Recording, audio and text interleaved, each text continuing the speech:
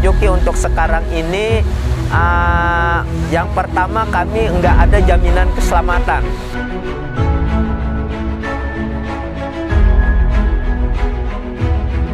Nah, tetapi di Loksado ada yang beda, ada tempat wisatanya khusus.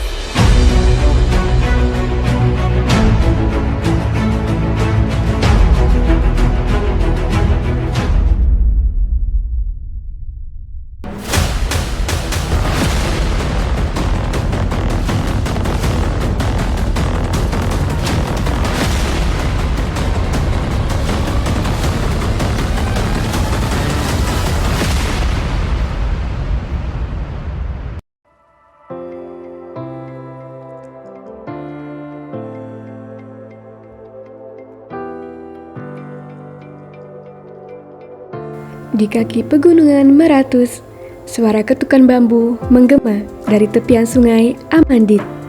Disinilah masyarakat Dayak Maratus memulai ritual harian mereka merakit bambu rafting, warisan leluhur yang kini menjadi ikon wisata alam Kalimantan Selatan.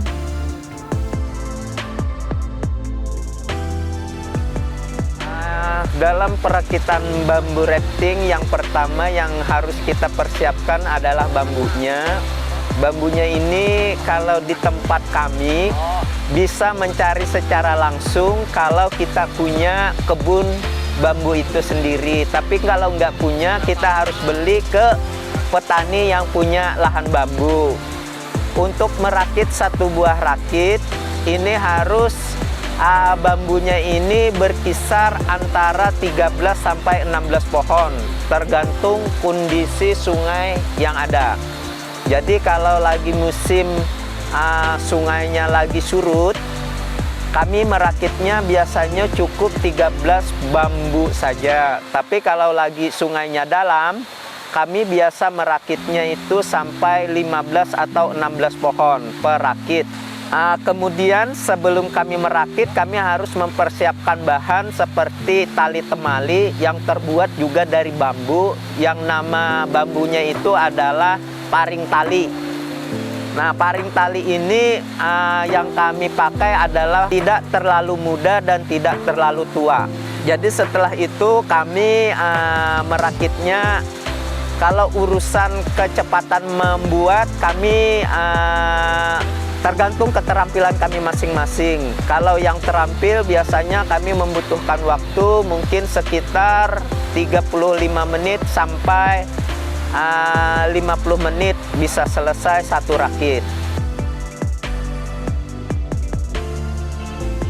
Dengan tangan terampil dan mata penuh pengalaman, mereka memilih batang bambu terbaik dari hutan sekitar. Bambu-bambu ini tidak sekedar kayu, tetapi bagian dari siklus hidup, tumbuh dari tanah vulkanik yang subur, lalu mengalir bersama sungai yang membentuk identitas mereka. Tantangan yang pertama dalam membuat rakit yaitu adalah mencari tali temalinya, Pak. Dalam mencari tali temali ini itu ada musiman, Pak. Jadi ada ketika musim lagi rame, kami nggak susah untuk cari tali temalinya. Tapi kalau lagi nggak musim, tali temalinya ini agak susah juga dicari. Itu kendala pertama dalam pembuatan rakit. Kemudian yang sekarang yang menjadi kendala kami dalam pembuatan rakit ini adalah mencari, kalau bahasa daerah kami itu adalah panggarnya, Pak. Panggarnya ini adalah sifatnya yang cukup keras, Pak. Masalahnya itu adalah penahan beban untuk muatan kita dalam membawa penumpang. Jadi nggak bisa panggarnya ini yang sembarangan. Di tempat kami paring tali ini juga mulai banyak sekali berkurang, Pak, karena dijadikan lahan untuk pertanian. Jadi semuanya itu dibikin mungkin sifatnya dimusnahkan, Pak. Jadi semakin jauh kami untuk mencari baik tali temali maupun panggarnya itu, Pak. Itu kendala yang pertama. Kalau kendala kedua, ini bambunya juga semakin sulit kami menemukannya, Pak. Masalahnya karena banyak yang dijadikan lahan pertanian. Mungkin itu kendala dalam membuat suatu bambu rafting, Mbak.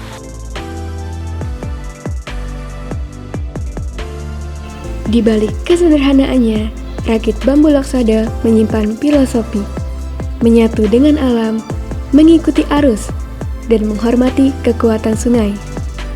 Masyarakat tak hanya merakit bambu, mereka merakit pengalaman yang tak terlupakan bagi siapapun yang menaikinya.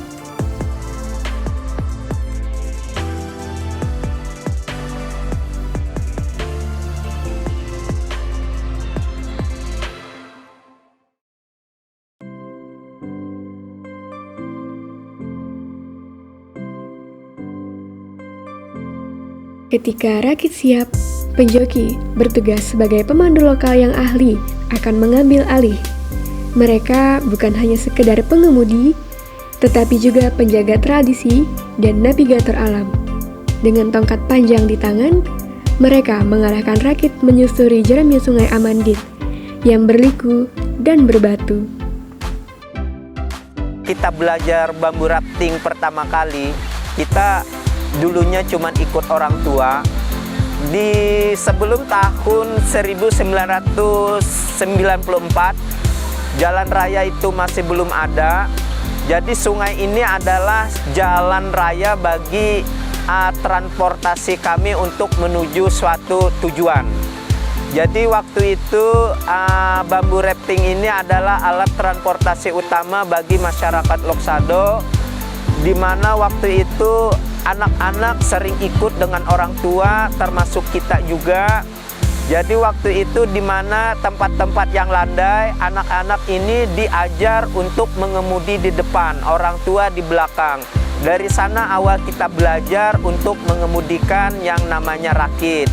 Nah, lama-kelamaan kita mungkin dari proses belajar itu kita bisa membaca situasi dan kondisi sungai.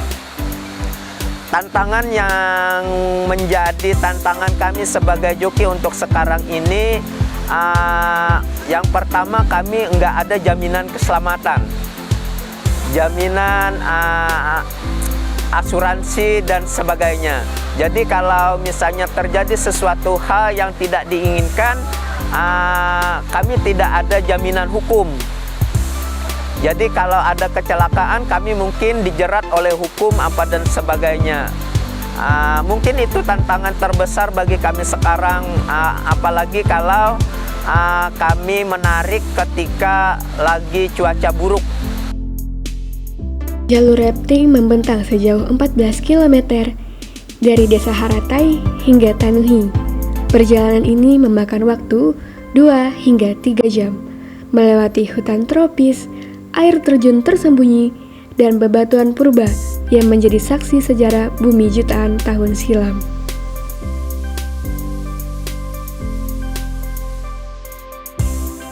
Jadi untuk kami para joki biasanya untuk membawa penumpang ini cuman ketika hari Sabtu dan Minggu.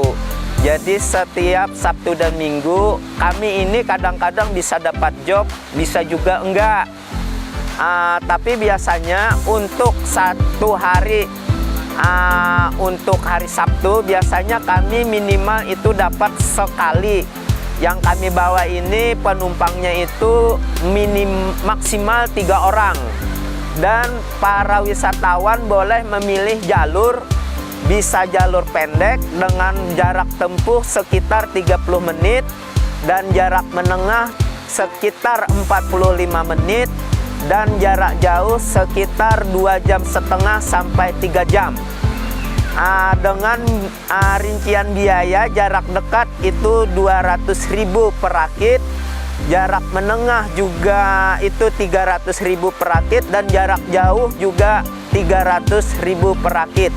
Dengan alasan jarak menengah dan jarak jauh itu sama-sama biaya 300, dengan alasan rakit kami harus nyampe ke finish yang jauh juga baru bisa kami bongkar.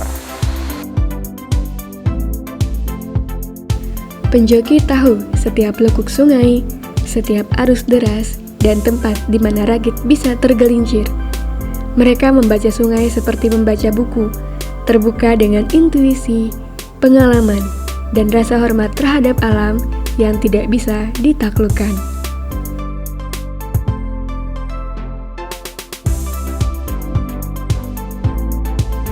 Di tengah derasnya arus dan canda tawa wisatawan, penjoki tetap tenang.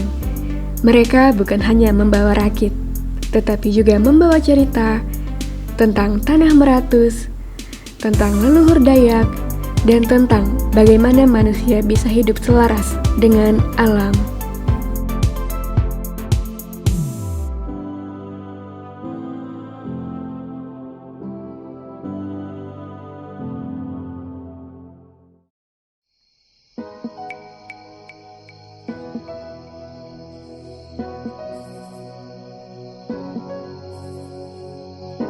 Bambu Repting Lok Sado bukan hanya sekedar wisata, tapi bagian dari situs Geopark Meratus, taman bumi yang diakui secara nasional dan kini berstatus UNESCO Global Geopark. Ini adalah pengakuan dunia atas kekayaan geologi, budaya, dan ekologi Kalimantan Selatan. Lok Sado, asal-usul nama Lok Sado itu dulunya ada orang lokal yang melakukan perburuan atau berburu, ketemu binatang sadu. Dia terjun ke Talok. Talok itu sebuah kulam yang ada di Sungai Amandit, Nang Limang. Nah, dari itulah diambil nama Lok Sado. Bersering dengan itu adanya bambu rafting. Bambu rafting ini adalah salah satu alat transportasi orang Lok Sado ketika membawa hasil kebunnya ke kabupaten kota, yaitu Kabupaten Sungai Selatan atau Kandangan. Nah, selain alat transportasi membawa barang, hasil panen, itu alat transportasi juga menuju pusat kota untuk berbelanja bekal selama masyarakat itu berada di Lok Sado. Karena seperti garam, terus dan lain-lain dulu kan itu sangat diperlukan oleh masyarakat lokal. Nah, itulah karena belum ada jalan aspal seperti sekarang ini menuju Lok Sado. Jadi jalan setapak. Kalau harus membawa bekalnya lewat bambu rafting. Sungai Amandit yang dilalui rakit bambu mengalir di atas bebatuan berumur ratusan juta tahun. Di sepanjang jalur rafting, wisatawan bisa menyaksikan formasi batuan malihan dan granit Batanglai, bukti sejarah geologi yang membentuk landscape Meratus. Salah satu geopark Meratus yang ada diletakkan orang di Lok Sado, kita katakanlah diletakkan orang di Lok Sado. Menurut kita, mungkin salah satunya wisata, yaitu adalah bambu rafting.